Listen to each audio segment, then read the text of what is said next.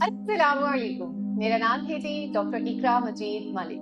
چراغ طور کی ادبی فکری نشست میں تصوف کے رموز سب کو خوش آمدید۔ میرے ساتھ موجود ہیں سہیل ظفر صاحب، اور آج کا جو ہمارا ٹاپک ہے وہ ہم ڈسکس کرتے ہیں۔ ایسا کہ ہم میں سے بہت سے لوگ اللہ کو صرف مشکل وقت میں یاد کرتے ہیں۔ کیا یہ محبت ہے یا ضرورت؟ بچے اس میں تو کوئی شک نہیں، ہم ہیں تو ایسے۔ اچھا، اب رب کو پتا ہے کہ ہم کتنے کو کامل ایمان والے۔ اللہ پاک کے ہاں بہت ساری کیٹیگریز ہیں اس کے بندوں کی۔ ہم شاید میرے جیسے بندے شاید آخری کیٹیگری میں آتے ہیں۔ ہمیں جب شدید قسم کی ضرورت پیش آتی ہے تو پھر ہم اس سے رجوع کرتے ہیں۔ اس میں بھی ایک پلس پوائنٹ یہ ہے کہ پھر ہمیں پتہ چل جاتا ہے کہ اب اس ذات کے علاوہ کوئی اور سہارا نہیں۔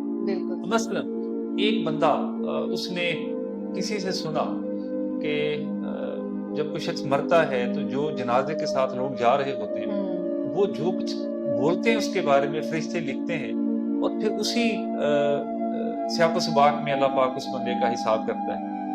تو اس نے ایسا کیا، اس نے 2-4 دوستوں کو کچھ پیسے دیے اور کہا کہ یار بات سنو، میں تو اتنا اچھا آدمی نہیں ہوں، میرے بارے میں تو یقیناً کوئی لوگ بھی اچھے تبصرے نہیں کریں گے، جب میں جاؤں گا تو تم ایسا کرو، یہ پیسے لے لو، تمہاری ڈیوٹی ہے کہ جب میں اس دنیا سے جاؤں اور میرا جنازہ جا رہا ہو تو تم نے اونچی اونچی آواز میں کہنا ہے کہ یہ اللہ رکھا بہت اچھا آدمی تھا، بہت شریف آدمی تھا، یار اس سے ہوگا یہ کہ اللہ پاک مجھے معاف کر۔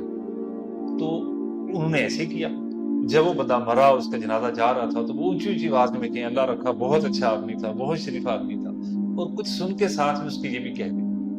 تو جب قبر میں اس کا تھوڑا بہت حساب کتاب شروع ہوا، اس سے سوالات جواب شروع ہوئے، تو اللہ پاک نے فرمایا کیسی بھی ہے اس بندے کو میرا خوف تو تھا، مطلب اس نے بے شک یہ سارا جو پلان تھا وہ ایک مطلب اور قسم کا تھا جو کہ نہیں ہونا چاہیے تھا، لیکن اس کے دل میں کہیں کسی کونے خدرے میں یہ خیال تھا کہ رب مجھ سے پوچھے گا، حساب لے گا، اور بندوں کی گواہی ضروری ہوتی ہے، تو پھر اس نے یہ طریقہ اختیار کیا۔ تو جو رب کا خوف آپ کے بے شک دل کے کسی ایک کونے میں بھی ہو، اس کا بھی فائدہ ہوتا ہے۔ تو اللہ کی یاد